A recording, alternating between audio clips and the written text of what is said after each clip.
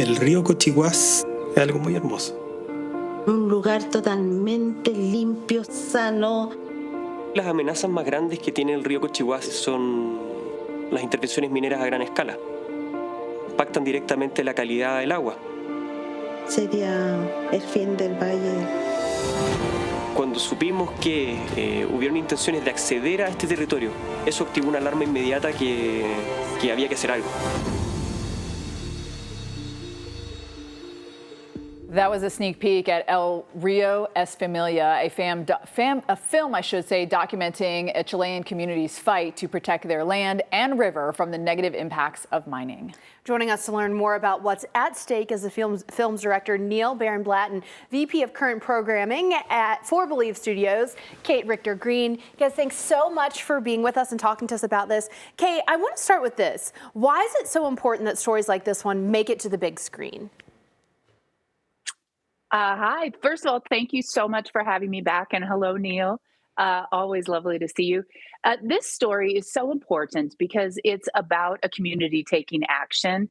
This community in particular, they identified a problem that directly affected them, which was their drinking water was being compromised, and they came together and they figured out how to take action. And I think that is really inspiring, number one, but also many people identify problems around them and don't know what to do. So this really just exemplifies how people can take action and make a huge impact when they come together. All right, Neal, let's talk about the local indigenous groups that have been fighting this battle for decades. We obviously know why the river is important, I'm assuming, so that they can have water and, for animals in that area and the whole thing. Why is this? What's the next level, though, that we're not thinking about, that we don't know of why this is so important to them? So, first of all, thank you for having me as well. And hi, Kate, how you doing?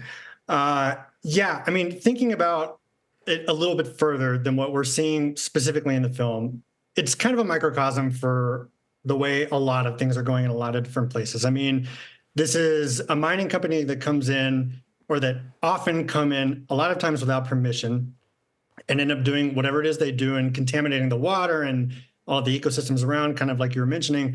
But this was one example of that having happened and a threat of having it happen again. But this is something that happens all over the region. This is something that happens all over the country and all over the world. It's something that a lot of people experience. Mm-hmm. So to be able to see this one particular case of sort of pushing back was really important to tell as a story. Mm. So let's talk a little bit more about that, Kate. As Neal just mentioned, this could have far-reaching implications outside of just this river. What is your ultimate hope for this, entire story being filmed with the future of river activism?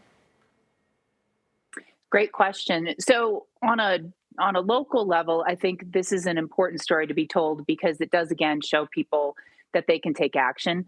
On a larger level, we're hoping that people realize they can take that action. It can start grassroots, it can start small, but also it can expand and become policy change.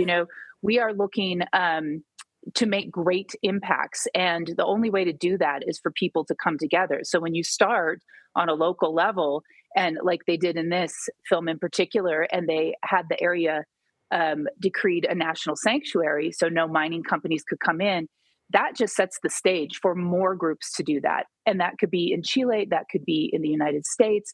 But then the more people that do it and come together, the more it becomes policy change, and these things don't happen on a larger scale in the future. And that's really what we're hoping comes out of these films. Speaking of policy, Neal, we have about 30 seconds. A major highlight of the film is the push to get the Chilean government to give the river natural sanctuary status. What is that process like?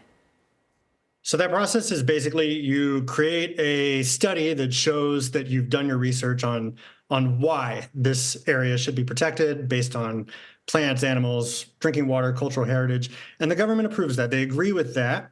And then the community has to spend years basically renewing that status by complying with a set of requirements to keep it as pure and natural as it needs to be to basically meet that standard.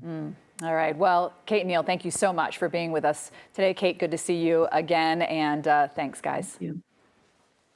Thank you so much. All right. El Río Es Familia can be seen today at 4 and 9 p.m. on Pattrn.com.